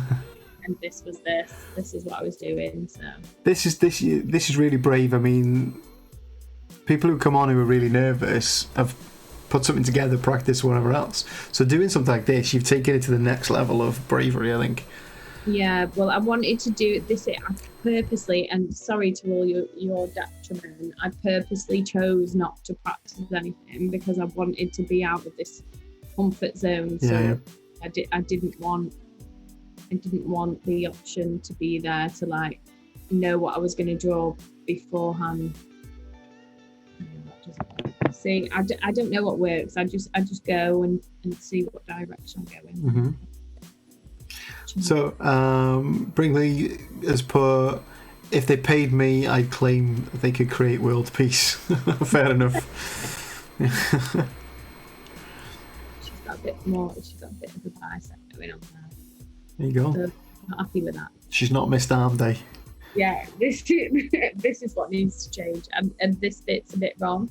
So that's what I'll tend to do. I'll zoom in, zoom out, and go like, I'm not really happy with that. What I like though about the colours we've chose is it's kind of like a tulip. It's got the green and because she's a fairy, it's quite nice. Yeah, it's worked well. That. Yeah, it's almost peacock colours. Yes. Oh well, there we go. Must have dreamt that. Right, let's get this. Get sort of a mad collar going. She's whimsical. So do you ever go down the rabbit hole of the brushes, or did you just stick with what Clip Studio's got? No, massively. I try. You can make your own and all this. Yeah. My God, I've been there, and some of the brushes that I have actually created would frighten people, honestly. And I think that's quite good for texture. I like creating texture brushes. Yeah. I think that's quite nice, but I think if for now, for me, it's just nice to use a few different brushes, and when I get more confident and know a bit more about what I'm doing, I'll certainly use different brushes. Because one of the illustration lecturers she's all over Clip Studio. Uses it all the time for her personal work as well, professional work as well. Yeah. So I think it's something that we'll be looking into to make it as part of the. I think definitely. I think it. Of course. Yeah. Uni. I think it. I mean, because the thing is, though, it's not that expensive if a student wanted to go and get it. It's not something that's going to like bankrupt you, and the updates are there. Yeah, it's like I think Procreate's like £10. Clip Studio's £20. Well, on Black Friday it's £20. Normally it's £40, and even then they have sort of deals throughout the year, don't they? Where it's like £30 or £25 or something like that. Yeah, and then my kid, like I got him a little mini Wacom thing, £30, and I got him this as well, and I think he's 6 and he can use it with ease, and I think sometimes it has to be like that. It has to be easy, especially for people that are learning. It has to be like, I can do that. Mm-hmm. And it's not going to break the bank either. Yeah, it's not going to break the bank. It's not going to cause me too much psychological trauma. So what's your favourite aspect about working on children's books? For me, I was just fascinated with them as a kid. I can still remember being read The Very Hungry Caterpillar. I can still remember being read that. And it was just amazing. And there was loads of different aspects of the books that I liked. And obviously having young children, I go into the bookshop and I pretend that we're getting books for them, but really it's for me. And I go and get all the kids' books and I just love reading at them. And there was this, my favourite kids' book illustrator is Oliver Jeffers. And you'll see a lot of his influence in my work. If you look at my Instagram and you look at his work, you'll see a lot of influence there. And I just think they're a magical, like my kids at the moment, they'll go to bed and they want the book because it's a little place to escape from. Yeah. Like the fact they're going to bed or not even that, if they're at their school, like my youngest, he's at playgroup and I give him a book every day to take in. And sometimes I'll read that book to the other people in class. And it's just a nice way to, forget about anything that you've got, worries or anything like that, and just focus on the story and go into this world of imagination. And I think that's one of the earliest forms of escapism. 100%. It's sad times as well because Eric Carles has just passed away, isn't the author of Hungry Caterpillar? Yeah, so sad. I was reading about it and I was like, because honestly that is the first was that book when it was read to me, and I remember I was on the carpet. I was probably, I don't know what year I was in. I was on the carpet there, legs crossed, fingers on lips, and I remember she was going through it and I was just amazed how the different concept that is taken with how we'd use the pages and the holes through the pages, and then also the collage aspect to the work as well. Yeah. It really stuck with me, and it always has. And although I don't use collage, I think the way I'm going to develop my texture in time will be something quite similar. But we'll see. Brinkley Comics has put, can you zoom out a second to see the kind of progress as a whole? You don't want to see it, John. It's awful at the moment. There you go. Yeah. I have a lot to do though. I do apologise. Let me just shut this door.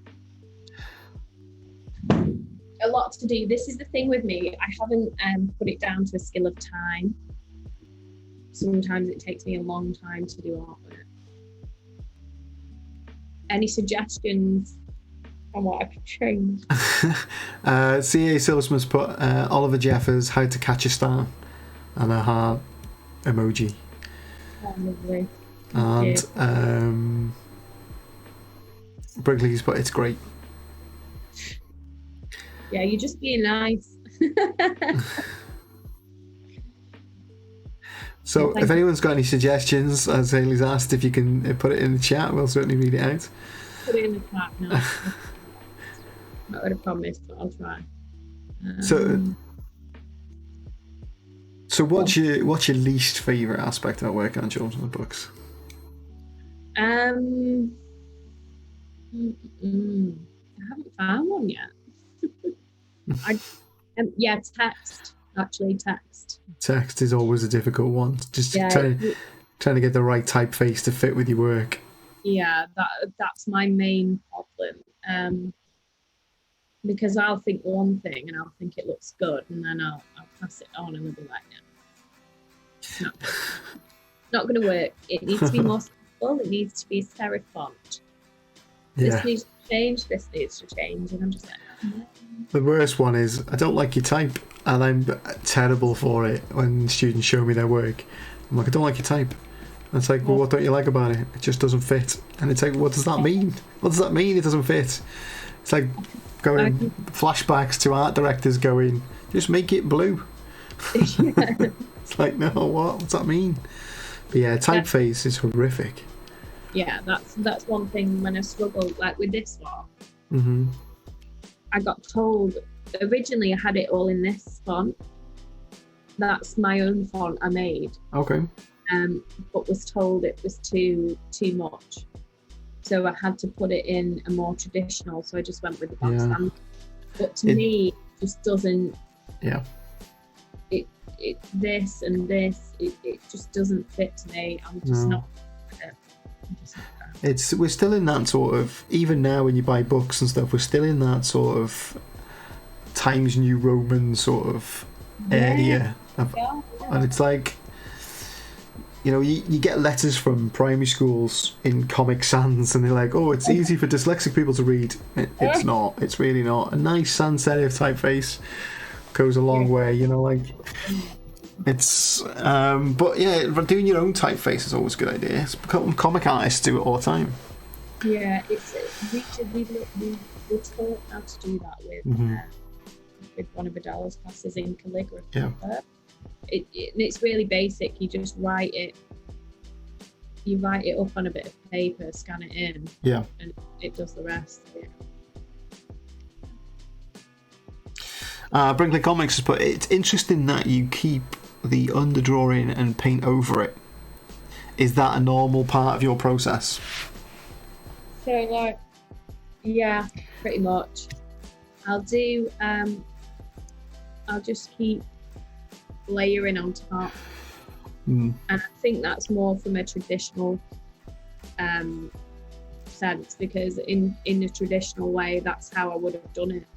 So instead of taking, you know, like the easier routes here, I'd rather do it that way, because I think, right, that's already, I look at it from a traditional sense, like that's already laid on there. Yeah. Just go over it, because that's what I would do in traditional. And I think that just gives me a more, even though I'm working digitally, just gives me a more authentic sort of digital, even though it's nowhere near traditional. I'm just trying to keep these elements in it, if that makes sense. It's always interesting to see different people work different ways. I mean, you know, going in and sort of doing vector graphics and start off with a solid colour and then lay it on top of it. Or, you know, some people, like we've seen digital artists on this Twitch stream that have come in, done all the line work first, and then blocked out a colour and put the highlights and shadows on top. Then we've seen... last week we had watercolour, and they put the block on first for all the highlights, then painted it, then took that off, and the highlights came through after. I think it's just mad, because I think it's because I've never been taught in this way. This is another thing I didn't want when I started using this program. I didn't want to sort of be polluted. I know it sounds terrible, it's probably the right way of doing things, but I didn't sort of want to be polluted by you know, like YouTube tutorials and everything. I wanted to keep it quite authentic, even if it was harder for me to do, because I thought that was the best way my style would be shown, because I was still trying to cling on to that traditional technique. Absolutely. Finding your own path, especially with software. There's one thing people do, and as soon as we start teaching a new piece of software, students or anybody who gets a piece of software so frightened Yeah. to just mess with it. Yeah. Click buttons, go through, investigate. Oh, that does that. Oh, what happens if I do this? What, that broke that. So undo, and Control Z's your best mate. It's kind of, shut it down, reopen it, clear the preferences. If that's, 100%. you're not going to break it. You can uninstall it, reinstall it. It's kind of just play with it and find your own path. Yeah. And I think that's a good way that you've done that. Is I just wanted it to be. And like I say, if I don't know if this is an ADHD thing, but if you're anything like me, it's kind of, you start watching a tutorial, and about 2 minutes in, you're bored of their monotonous voice, and you switch it off, or you skip to the end. You can't wait to see what they finished. Oh yeah, definitely. Always, it's really hard for me to like. What's the word? I don't want to say hyper focus. Just focus. Yeah. If that makes sense. So yeah. So at what point do you decide that if you're working like this? At what point do you decide this is finished? Usually, what I'll do is I'll get so far with it. I'll always do the character first, because that's just how I do it. I'll get to a certain point with it, and before I start adding the background and foreground on different layers, I will I'll go away from it for a bit, come back to it, have a look at the character, and if I can switch it on and think, yeah, that looks done to me, then I'll leave it. If it doesn't, then I'll just add bits. Or I'll ask one of my friends, mainly John and Steve, I'll send a picture to them and be like, is this okay? And I think that's really important, because they can see things that you necessarily can't see. It's always really important to get that advice, even though you might not want it sometimes. And we have this thing where we're always dead honest with each other. We don't just say, oh yeah, that's nice. We'll tell each other, oh, this might need changed, or that change. I think that's really important. I think you've just outed John and Steve now as an art challenge. Yeah. So like a draw off. We get a theme and we just do and get you to do some on-screen sort of digital drawing or camera-based. That'd be great. I've just got to work out how to do it via Zoom, because I think you can only share one screen at a time. So we'll have to see. We've got an open day coming up, 12th of June. And last couple of times we've done a Twitch stream for that. One of them was just the staff chatting. And the next one was students chatting. So I think the next one we definitely need to do like a draw off or an art challenge, and let the chat pick the topics. Just do short, sharp, sort of 10 minutes. Yeah, that'd be of great. each. And so I think John Steve. Yeah. So that's it. I'll message him now and say, look, Hayley said you're doing this a week on Saturday, so he's got to check everyone's schedule now, because you'll all be like mysteriously working on that Saturday. Yeah. It's been done. So, who are your influences? So, before, like I said, Oliver Jeffers. There's really, he's traditional and digital, but then there's a watercolor artist called Emma Block. Okay. He's really, she does a lot of workshops and things, and I actually got her book because, again, I didn't like to watch her workshops, and to be honest, me trying to concentrate to the end of the book is incredibly difficult. But it was very, very visual book. So it was easy for me to sort of get the gist of where she was coming from, and I took those traditional methods she was teaching and took them through to sort of a digital form, if that makes sense. Yeah. Maybe talking a load of gobbledygook. I don't know. So you've said like sort of who are your influences, but what other things influence you in terms of? Is there a particular book franchise? Is it a particular movie franchise? Is it just like family life? What motivates you to create something new? I don't know. As a child, I was really into movies, like 80s movies. Oh my God, I love them. And one that was really, you have ones like The Labyrinth, and where they used it. What I liked about them is they were using actual. There was no special effects. It was all like handmade costumes. Yeah. That was something I really fell in love with, and I like that fact. And I don't know if you'd say it influences me, because I'm yet to see the influence in my work because of the way my work's going. But it sure, made me feel like, oh my God, the imagination is boundless, and you can do whatever you want. And it's, I guess, in a way, a form of escapism, because it's really good. Yeah. So movies are my number one life thing. It's interesting that you said Labyrinth, because the entire sort of artwork, direction, and everything was created by an illustrator. Yes, and Brian Froud. Yeah, and these are the things I find out like after the fact, when I'm really into like certain things, and then I'll find out like an illustrator was behind it. Oh wow, really? I couldn't believe that. But you can tell when you look at things like that how much detail and planning and precision.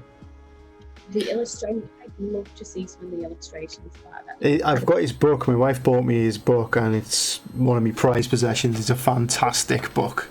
It just his sketches. There's even bits in there that he's crossed out, because he's not afraid to sort of show his process. It's important. That's So, and that's it, isn't it? It's warts and all. It's kind of really fantastic book. So, and again, he worked on Dark Crystal first, then went on to Labyrinth, but then the new series of Dark Crystal, his son's actually one of the puppet makakers. Oh, really? And his son was the baby in Labyrinth. There you go. Way. Bit of trivia for you. Useless information. No, that's amazing. Yeah. Because I was wondering, like you go in like a Google, talk, you have a look, and I was wondering if him or any of his family had any ties to the new stuff that was going on. Yeah, I think, I'm not sure how much of the illustrations are done by him now, but I know his family is kind of heavily into the new series of Dark Crystal, and obviously it's been inspired by all his goblins and creations and creatures and everything else. Fantastic thing. But yeah, 80s movies, I mean, still the best movies ever made. I just can't deny it, and for everybody that doesn't feel that way, but lost countless hours watching The Goonies and Teen Wolf, and I love it. The Goonies, Teen Wolf, Weird Science, The Breakfast Club, love them all. Yeah, absolutely. John Hughes films. There you go. One thing that was really good about one of the only things good about Lockdown was Josh Gad. The guy who voices Olaf in Frozen. He did a Reunited Apart YouTube series, and actually did like Back to the Future and Ghostbusters and loads of them, absolutely loads of them. And he actually did a John Hughes sort of tribute montage as well, which was really good. I'd love to see that. Definitely check that out. It's on YouTube at the moment, and they did it all for charity as well, which was really good. It's even better, isn't it? Really, all the money that can be made. Yeah, absolutely. This is one of the other reasons that we started doing Twitch streams, was to try and get students into doing this as well, because you can generate an income from streaming your artwork and sharing your artwork and getting a following on in social media and things like that. Especially if you decided that you were going to create a book. Yeah. Share that process, because then if you come to sell that book, the people have got a vested interest in seeing the process as well as being able to read the book to their children or whatever else. Yeah, I'm really actually interested. There's loads of like obviously I'm on TikTok, like there's a lot of things going on TikTok. I like to keep my finger in all the pies. And there's actually people.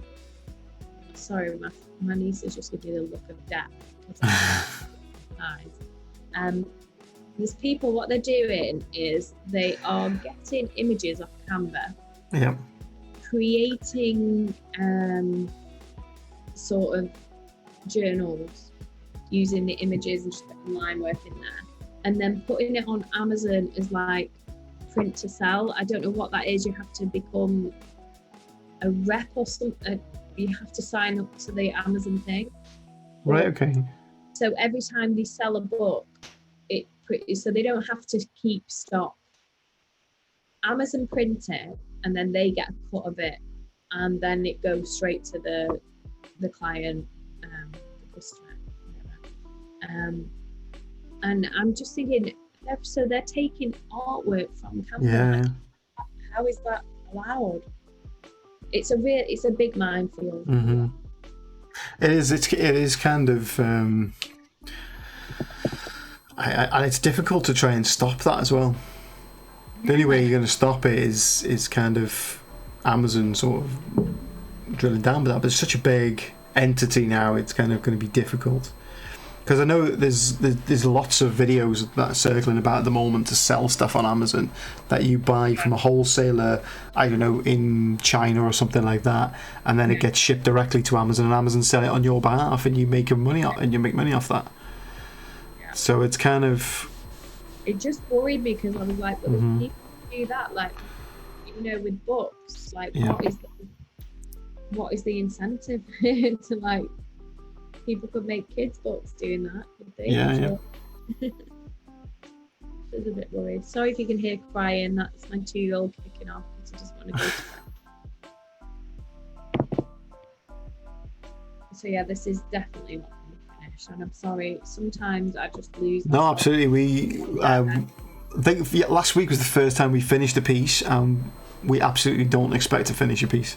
Yeah. It's kind of it's a process, and we understand that it's it's going to take a lot longer than just doing a 2-hour stream. Yeah. So if you were to start, sorry, go on. If I'd have planned it, which is the whole point, I didn't want to do that. So yeah. Okay.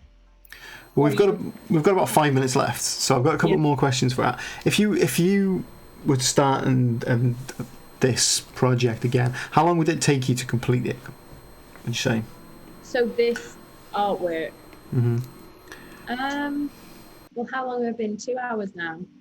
I think if I was just like in the zone and not talking and just concentrating fully, probably about 3.5 hours, but that would be for the full piece with the background and everything else. But I think it takes me a lot longer than everybody else because I choose to do it a certain way. Like John said, I layer up on the thing. I don't just use the shortcuts. I try and do it that way just for a traditional sort of feel. I think it's kind of it's one of them things, and it doesn't really matter if it takes longer than somebody else's. I think it's the effort, it's the process, and the time, and your skill and knowledge and experience that's being poured into this. So yeah, and I'm hoping as I get better at it, older, it'll get easier, and especially when I get better equipment. Because I remember I was saying to my he was like, oh, it's taking so long, and I was like, well, if you buy me an iPad too, take me half the time. Yeah, absolutely. Investment. That's what you should say to him. I'm looking for an investor. So do you, couple of last questions that I always ask people who come on the streams, do you take on commissions? Yeah, I do. However, like on my Etsy shop, I do personalised. It's really actually this sounds terrible, really rubbish, but it's a sales pitch. Don't buy it. It's reverse psychology. It's rubbish. Don't. No, but it's good. It's good stuff. It's personalised bear prints, so I do personalised family things, but actually, my stepmom at the moment is I'm doing a load of illustrations that she's going to do on candles and coasters, loads of different things. But I do. If there was something you wanted commissioned, I would do it. However, my style, the way my style is going, it's not necessarily everybody's cup of tea. So that's my answer to that. Okay, so if someone did want to commission you to do a piece, how would they get in touch with you? Instagram or I'm on TikTok, same thing, Dotty Fern. Yeah. DM. But you've come on. You're not the first person to sort of be like, "Oh, my work's rubbish" and everything else. It's kind of artists are their own worst critics. Oh yeah. And we've seen from the chat this evening. I mean, people have said how great your work is and everything else, and we only have to look at your Instagram to see, what the amazing stuff that you've been doing over the last 2 years. And you say you're only 2 years into your program as well. Yeah. It's difficult. I think we're all like that. And I remember one of the tutors when I was doing my foundation years ago said to me, I'd say, "Oh my God, this is, it's rubbish." And he'd say to me,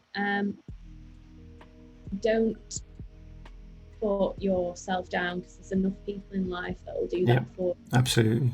And I was like, "Oh my God, that is like wisdom right there." It's like old Proverbs style. Yeah, oh yeah, and I was like, "Oh, way better wisdom." So I try not to do it, but what I mean is, I can do like, I think the most I'd be able to do is like, if you wanted yourself, your family designed in a certain colour, do that. But I don't know. I'm going to do a few more designs for my shop. Well, it's going to be interesting to see the stuff that you come up with that gets put on candles and things like that as well. So keep it going with the Etsy shop. Yes, thank you.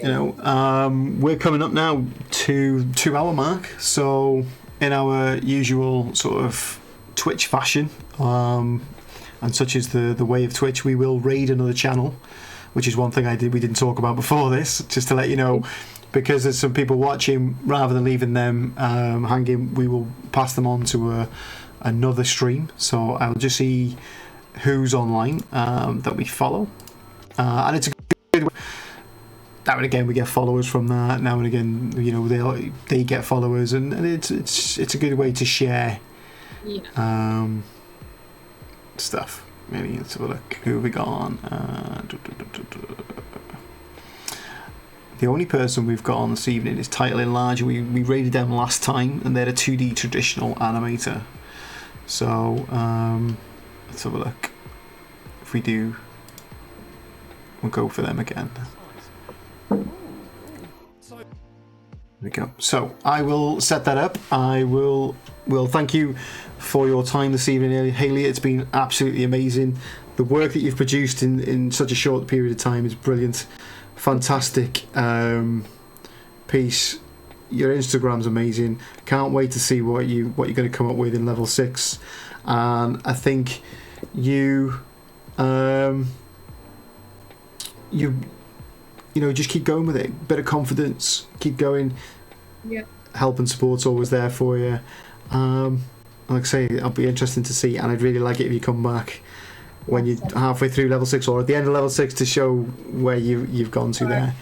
Someone. Thank you very much for having me. It's been a pleasure. No problem at all. Someone in the chat suggested that to raid Funkatron. Let's check. It's not coming up on mine. I'm just gonna go check. Yep, he is live. There we go. So we'll switch it over. So because I'm just gonna. We will raid them now. So that is the only reason we will raid people that sort of on that have supported the channel. So Funkatron comes on regularly and shows support, asks questions, things like that as well, and hosts the channel. So they'll be starting in about 20 seconds or so. So a few people are coming through. Thank you, Hayley. Thanks, Hayley. So well done, Hayley. You've got a few coming up there. So people are sort of starting to show you, and hopefully you'll take that as a confidence boost as well. Yes. Sorry, it's been complete, but I'll post it. Don't worry. No, don't worry about that. This is the whole process. This is what we're about. I will throw on the thank you screen again, and then we will start the raid. So thank you once again. Bye.